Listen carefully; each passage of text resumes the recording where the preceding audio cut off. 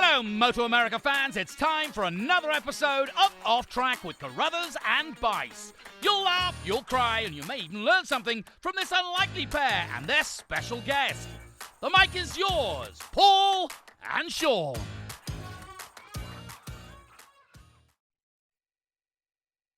Hey everybody, this is Paul Carruthers. I'm the communications manager for MotoAmerica. This is our weekly podcast, Off Track, with myself and Sean Bice, who is located out in Ohio, and I'm here in Southern California. Our guest today is King of the Baggers racer, Frankie Garcia. I've known Frankie for a long time. He kind of even worked for me there for a little bit. I guess I was the boss at the time. I don't know how that worked actually, but we had a good time together. We got to know each other really well. Sean, how are you today? Hey, I'm great. So, we got back from our trip in Austin and that test went well. In a couple weeks here, we'll be in Road Atlanta. So it's nice that unlike last year where we took a little while for us to get our season started, we're starting a little earlier this year. And it's great to be going to Road Atlanta, especially because that's the first round of King of the Baggers with our guest being involved. So nothing like starting our season right off with a bang with the big bikes out there. So. Yeah, it's going to be good. I think the test was a nice little tease for how good I think the Superbike Championship is going to be. I mean, obviously you were there, so you saw the same thing I did, but those guys battled for the fastest lap and everybody was real close on lap times, and you could tell everybody was really serious and hungry and ready to go. I don't think any of those top guys in the Superbike class, I think they all believe that they can win races and be champions. So it's a pretty cool feeling going into the season, and I'm really excited. I don't know how I don't think I've been this excited for the opener in a long time, so it should be cool.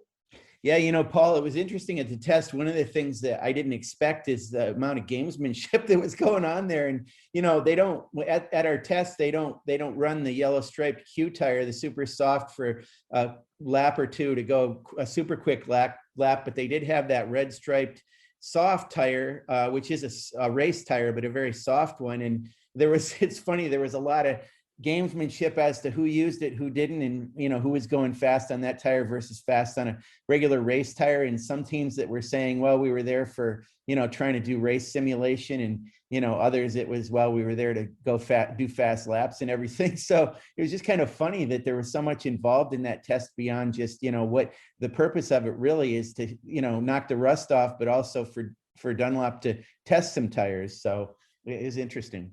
Yeah, and I think I hate to say this, but I think the guys that say, oh, we're just here to do race times and work on race setup were just the guys that didn't have the fast lap. You know what I mean? It's like, I agree. It's like the fallback. But, I think if you look at the times overall and what people were able to do, no matter what tires they were on, the way that it looked, it just worked out that everybody was really close. And that's going to, we'll get to Road Atlanta and see what's real and what's not, but at least going into it, I don't think it could get any better. But we've got, let's get to Frankie Garcia, because he has a real job and that he actually needs to get to. Unlike Sean and I, who don't have real jobs, and we could just podcast for 12 hours straight if we wanted to.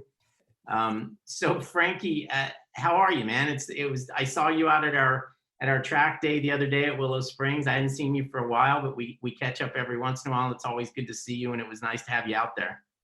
Yeah, man, I've been pretty good. Like you said, I've just been working us bagger guys. With it being new, there aren't any factory rides yet, so we got to work during the week and stuff. But it's all good. It's part of it. But no, I've been good, man. We had a lot of fun on Monday out at the Bikes and Burgers event at Willow Springs.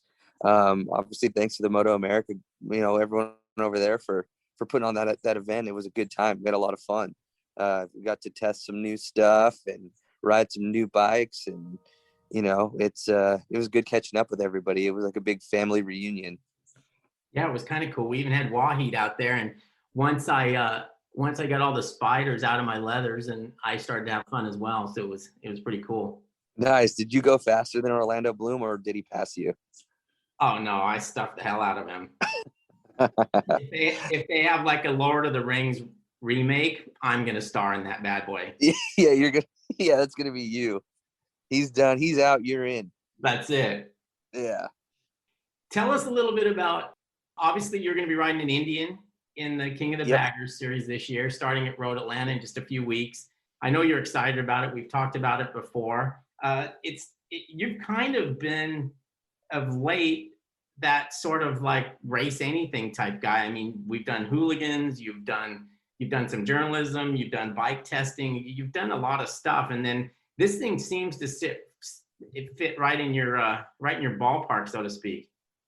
Yeah, I mean, it's funny, you know, I was just talking about this the other day. Everyone's like, man, like whenever kind of weird style racing comes up, like everyone knows like you'll probably end up being a part of it. And I'm like, yeah, you know, with the hooligan racing, and you know, I've raced flat track and a little bit of motocross, and I road raced, and you know, I like to ride motorcycles, and that's what it comes down to. But it's just kind of funny because, you know, back in the day, like when I was working with you and you know, we were working at Cycle News and stuff, baggers have always been my favorite motorcycle, just because since I was a kid, it's always been racing. It's always been like whatever motorcycle you're going to ride, like the plan most of the time is to just go as fast as you possibly can on it. So I always like baggers because you can get on them and cruise, and there was no pressure. There was never, you know, you just enjoy motorcycling. And, you know, that was all, you know, all cool up until last year, but now we're racing those things. So, but no, I'm excited. I'm really excited. I had a lot of fun at Laguna Seca last year, and getting, you know, being able to, you know, be picked out of, you know, there's tons of other riders and guys out there that, you know, could have been potential fast guys for the series, but, you know, having Indian and Roland Sands Designs, you know, pick me out of the litter to pilot that Indian Challenger was it was really cool of them. So yeah, we had a lot of fun at Laguna Seca, and it being my home track made it even better. I never in my career, if that's what you want to call it, got to race there. So it was really cool to be able to show up and finally, you know, knock that off my bucket list, and to get to race my home track, and even more so do it on a bagger. But yeah, we got a Road Atlanta coming up, round 1, and you know, we're getting our final stuff going, and you know, we're doing a 2-day test this weekend at Chuckwalla on the bike, the race bike, and we got some new stuff that I'm not quite sure if I'm allowed to talk about or not, but we got a lot of new stuff that we're testing and a lot of new parts, and you know, we're gonna have, you know, version 2.0 of the Indian Challenger ready to rock at Atlanta. It's gonna be cool.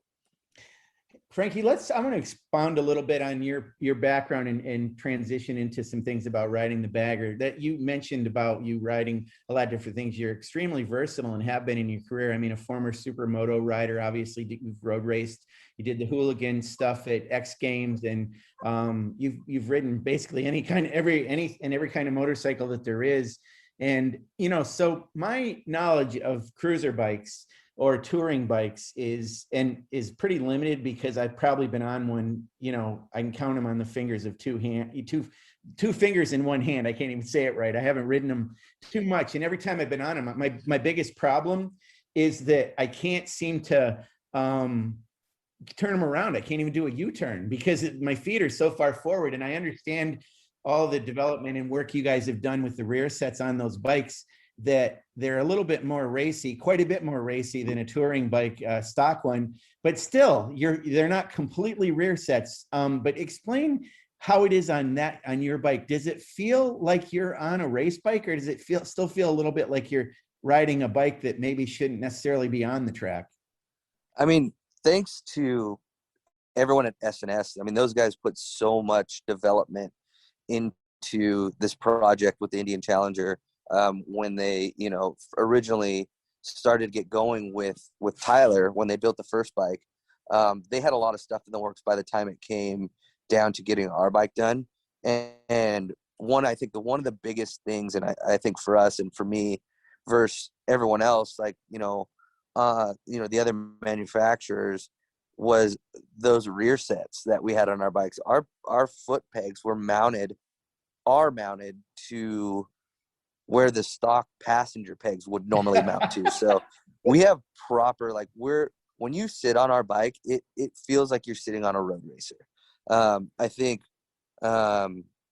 Ben Bostrom sat on my bike at Laguna Seca and was like, this thing's proper. Like, this is a road racing bike. And I mean, I always try to explain it to people that are like, because everyone kind of asks that same question. They're like, what's it like? You know, how's it feel? Like, does it feel weird when you ride it? And like the best way to describe it is like, no, it doesn't feel like a super bike because it's obviously longer, much longer and heavier.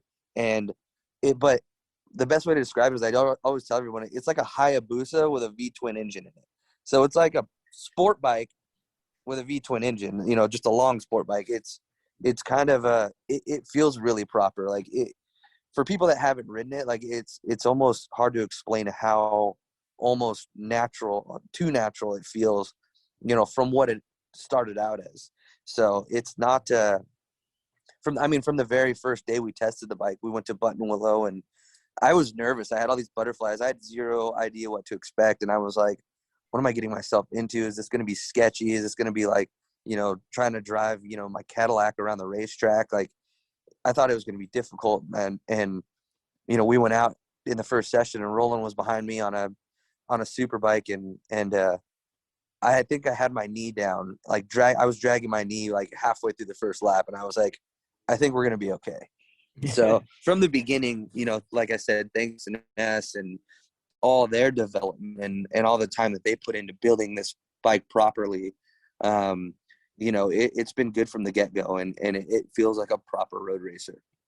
You know, I had done a story. I'd worked with David Zemla at SNS Cycle and written a story for the MotoAmerica website that detailed how to build a bagger from certainly their point of view and on an Indian Challenger. And the thing that's interesting is all the work that's done with the beveled engine cases and the pipe being high. I mean, obviously, the first thing you do is lean the bike over and see what hard parts hit to start with. And you say you're able to drag your knees, so you really can get down pretty low on those. Did you ground the cases at all around Laguna Seca?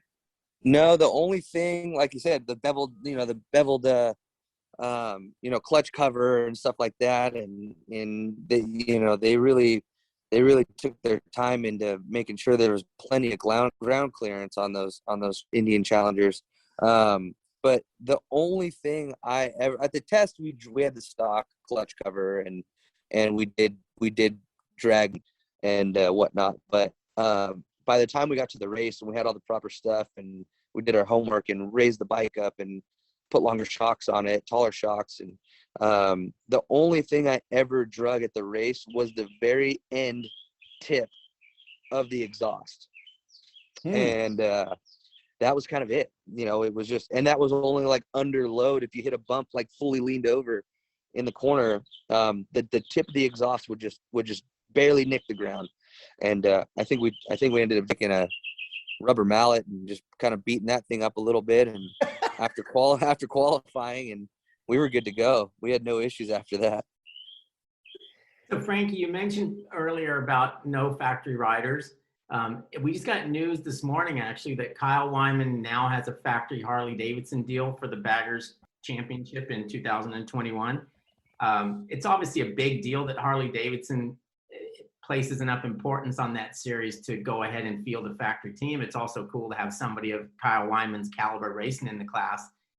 What do you think about that? How far off was Harley-Davidson to what you guys were riding at Laguna, for example? I mean, we mentioned, you talked about it a little bit before the call with me, so reiterate that a little bit if you can.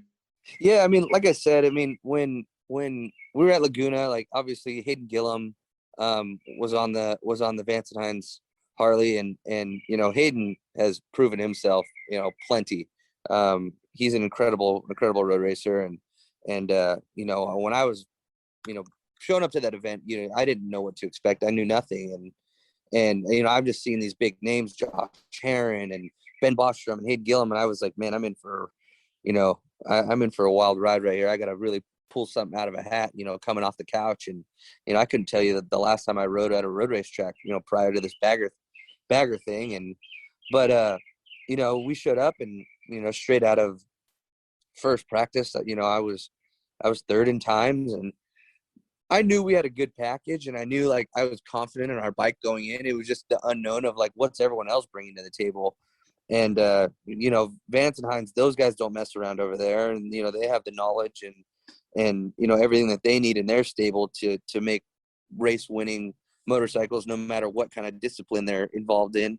And so I knew that they'd be bringing something tough, and obviously putting Hayden on the bike would be a big deal. But you know, I think the Indian Challenger had, you know, was a little bit of a bit of a step up from kind of the equipment that everyone else brought. You know, but Hayden's still fast. You know, he was still there all weekend, and you know, we out qualified him, and you know, he obviously got me in the race. Yeah, it's kind of crazy to see Factory Harley, you know, stepping in and you know, hiring a guy like Kyle Wyman. It's funny, I was just watching like the Daytona 200 from like 1991 or something like that, or 92 the other night, and Miguel Duhamel was riding a Factory Harley Davidson, and I thought it was so funny because like Miguel's like, you think of Miguel and you just think like Daytona 200, like all-time winner, you know, and you know, there's Miguel like middle of the race getting lapped, and I just thought that was so funny that he came from that to like being the guy, but he was riding that Harley, and but I you know, regardless of that, like I just thought that was so cool that like, you know, a manufacturer like Harley Davidson is going racing and then kind of goes full circle, and you know, they're back in road racing now. So yeah, we saw that post from Kyle this morning, and there's kind of a funny story behind that.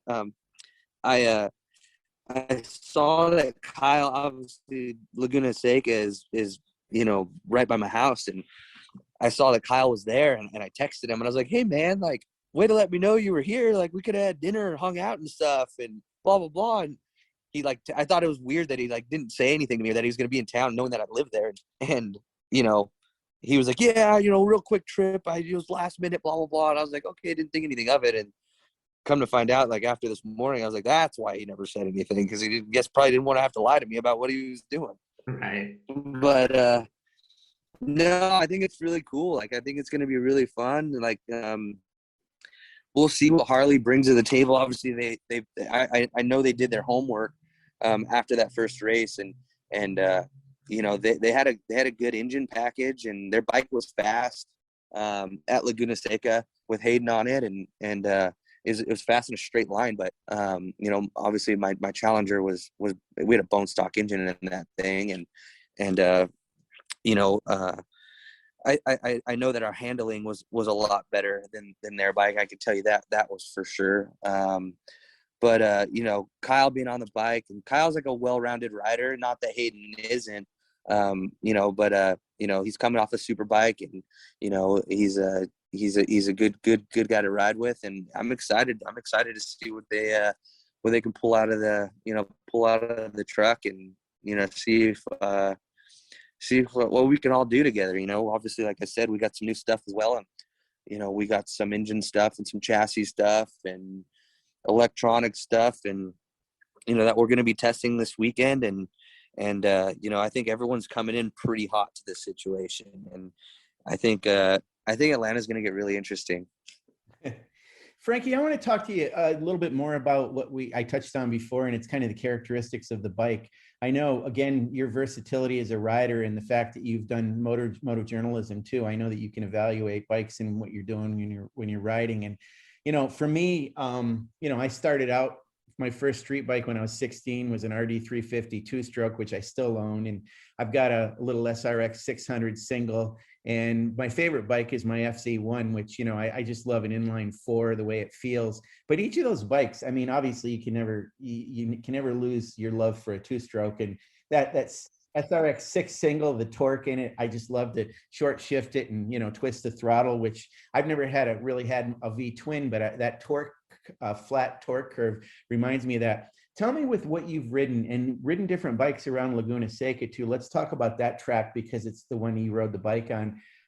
What do you have to do around that track that's different? I mean, is it obviously you've got a long wheelbase, you know, braking must be different, accelerating out of the corner, and even going down through the corkscrew. Can you give us a little bit of a comparison to other bikes you've ridden there and what it's like, what you have to do that's different? I think like the main difference Obviously Laguna's, it's technical, but there's only 11 corners, so it's not too crazy. There's not straightaway. It isn't too many places where you're like braking extremely heavily, going from like a big straightaway down to a, really slow corner. Because the track's it flows really well. But, I've ridden, 600 race bikes there. I've ridden a couple super bikes there. And I think the biggest difference, and kind of like the only difference other than like, your obvious reasons, braking points and acceleration points and things like that. Obviously, when you're going from, a race bike, a sport bike race bike to, V-twin cruiser race bike, it's going to be a little bit different in those areas. But I think the biggest thing was on the baggers, because they're so big and because they move around and there's a lot more flex to them. It was really important to really make your corners flow and really make your corners really wide and not, come in and real tight and kind of stop and go. Like that kind of stuff doesn't work. Stuff you could get away with on like a little nimble sport bike. Was not going to always, was not going to work on the bagger. And I think the biggest difference as far as riding it and changing things was making sure that, you're flowing through the corners and not kind of, getting in and stopping and turning the thing on a dime and going, because, once you started doing that, that's when, you're losing time and you're dragging parts. And so as long as we kept it flowing, like that seemed to be the ticket. All right, Frankie. I know we kind of got to cut you loose here, and it's unfortunate because we only teased this thing. What's that? We only teased this thing. I know. So badly. I know, and he's got a lot to say. He's a good kid. No, I mean we're good. I mean we still got some time. We can keep on going here. All right. Well, you let us know when we got to be done. How's that? That'll be Yeah. There we go. I mean, when my phone rings, I'll let you know. All right, that'll be perfect, and then we'll let you go, and we can wrap it up without you. But cool. Back to the racing. You obviously, well, I'm not obviously, but I know you haven't ridden at Road Atlanta before. Is that right? I haven't. I've never ridden there. I think you're gonna like it. I'm excited to go there. I'm really excited to go there. I think my little brother got to ride there. Did they do the MotoGP, or not the MotoGP, like the Red Bull Rookies Cup tryouts there? You know what? They may have, because I think that was the time when Schwantz had his. Yes, that's right. Yeah. That's yeah, right. My brother went back and he got to ride that track, but I never got to ride there. So I'm excited about that. It's one thing I never got to do, like as a road racer. I did some Daytona sport bike stuff in 2012, and I did the Daytona 200, and then I did the West Coast races, and something I never got to experience really was the East Coast tracks, like, the bread and butter of like American superbike racing and all those tracks that we used to watch on TV when I was a kid. And, the tracks that like Nicky and Mladen and, Miguel and all those guys rode, when I was watching superbikes as a kid. So I'm extremely familiar with all the tracks, obviously from watching them throughout the years, but being able to go back and ride, Road Atlanta and Road America, it's really cool for me. And like just like racing Laguna was, like, these tracks are bucket list tracks for me to race as well. When we go to Road America, and you, Frankie, you've never been to Road America either? No, I haven't. So we've had some comments from people that are like, oh, what's that going to be like to ride a bagger around there? Well, I mean, those things are like a steam engine locomotive. I mean, they get out there on the front straight. You got to be able to get up some top end, I would think, and go pretty fast, once you get in a straight line there, wouldn't you say? Yeah, I mean, those things, I think the Indian Challenger is like 1,800 cc's, so I don't think they have any problem going fast. I mean, obviously we saw it at Laguna Seca, and that track doesn't have a big straightaway, but I'm really excited to get on a big, long, fast straightaway and just let the thing eat. There's a lot of power in that, in that power plant, and it's going to be really cool just to, get in a big tuck and just on a V-twin and just haul ass down the straightaway. It's going to be fun. And it's going to be cool too. Like, we have the big windscreens and stuff like that. So it's like, I'm thinking about, maybe I'll pack a sandwich and put it on the top of the tank there. And, got a long, big straightaway. We'll just grab some gears and have a little snack. I'm sure you remember, Frankie, you talk about, riders from the older days, and you mentioned a Hayabusa. So I'm sure you remember when Rad Greaves raced that Hayabusa, right? That's nuts, man. I can't believe that. I cannot believe that. I mean, a Hayabusa is like, I worked at Suzuki, and I actually did a Hayabusa press launch, and I've ridden, as a journalist, I've taken a Hayabusa and rode it out at Willow Springs, and they're just big, they're just long. It's just a really long super bike with a lot of power. But to go and race one is like, that's next level. But it's pretty cool. I mean, I'm glad somebody did that. Yeah, that was cool. Glad it wasn't you. Yeah, I'm glad it wasn't me. I'm glad somebody else did it. I mean, no more perfect a name than Rad to make that happen. But exactly. Paul and I say this a lot. Imitation is the sincerest form of flattery, and you kind of wonder this year, as this series goes from an invitational to an actual racing championship with 3 rounds. Not only am I wondering how many more Indians are going to be involved, but how many more of the bikes are probably going to be more properly set up. There was such a far discrepancy. You mentioned Josh Herron, and he was almost his rear sets were almost like he was sitting in a chair. His feet weren't really too far behind him. So I would imagine some teams are going to dial in that racy setup a lot more after seeing what you did and what Tyler did. And Hayden Gillen was kind of sitting in a chair a little bit too, but he can ride anything, I guess. So, but don't you expect that setup's going to be a little more, people are going to copy you guys a little bit? I think, I mean, like I said, I can't take any credit for the way that the bike was built. I just hopped on it and twisted the throttle, but S&S and Roland Sands Designs and all those guys, like those guys are the guys to give the credit to, but they definitely set the bar high. I mean, they weren't messing around. I think I mentioned that before. I think all the guys at S&S over there, when this project came about, they got really serious in a hurry, and we showed up with guns to a knife fight, that's for sure. And I think a lot of people saw that, and I think it was pretty obvious. Tyler won by however far he won by, and after running off the track, and I showed up off the couch. I couldn't tell you the last time I rode a road racer, and ate cold leftover pizza for breakfast, and put it on the podium. And I think that just goes to show that Challenger was built pretty well from the get-go.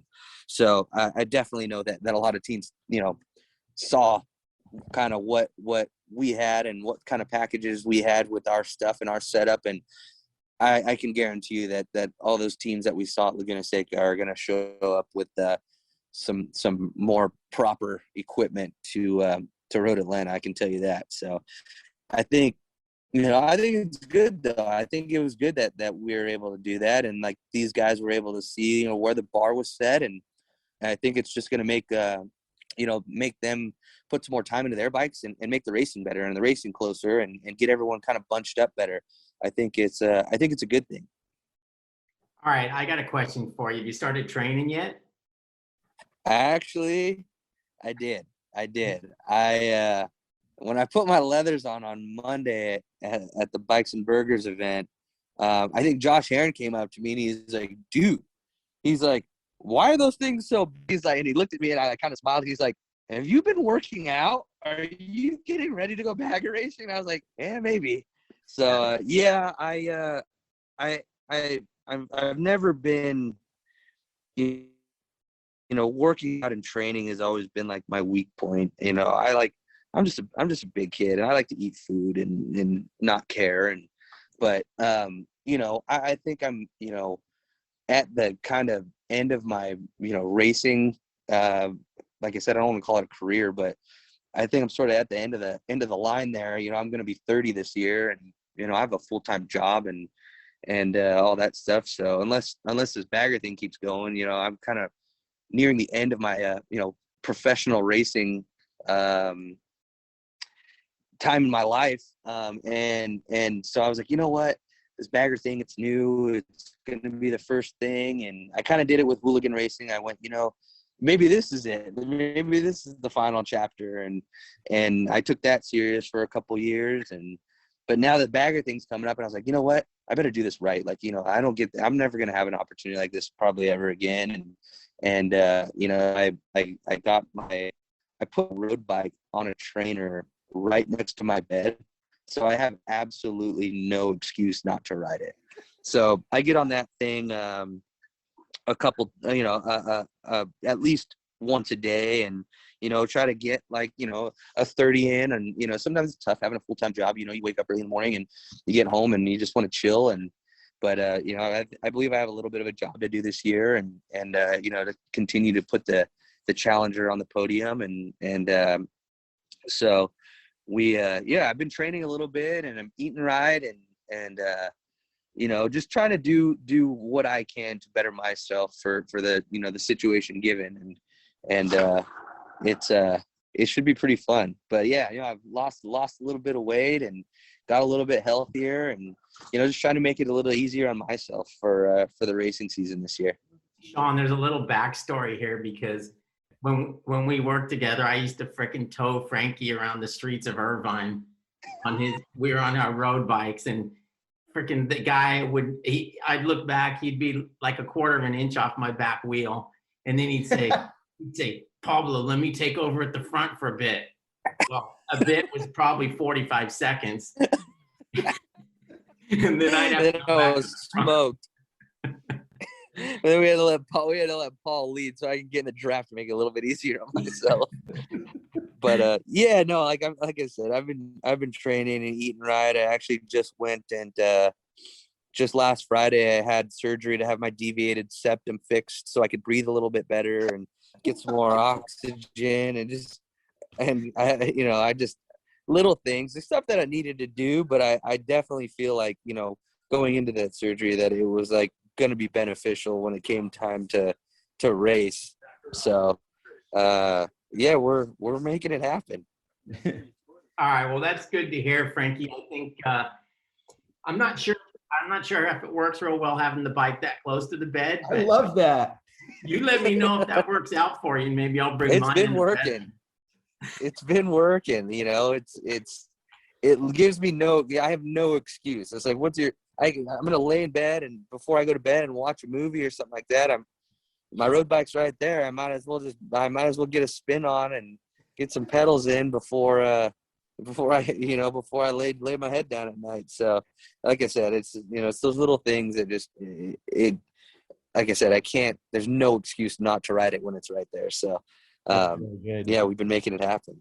I guess it's better than having it by the refrigerator. Exactly. It's not next to the cookie jar. So all right, this has been a lot of fun. We look forward to seeing you at Road Atlanta. It's going to be fun having you at some of our rounds this year. You're a good boy, and I always enjoy your company. So I wish you the best. I appreciate that. And keep going on the train and get yourself in shape. And I think you'll get good results.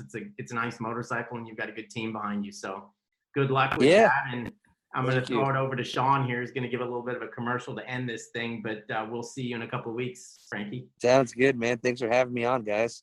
Yeah, thanks so much, Frankie. Great to talk to you. And thanks to the fans who are listening to this podcast. And while we have you on, Road Atlanta is coming up. So make sure you subscribe to MotoAmerica Live Plus, our popular subscription streaming service. And all the practices and qualifying and races for King of the Baggers Championship are going to absolutely be on Live Plus. And there'll be commentary. I'm sure Roger Hayden will have a good time talking about this stuff like he did at Laguna Seca.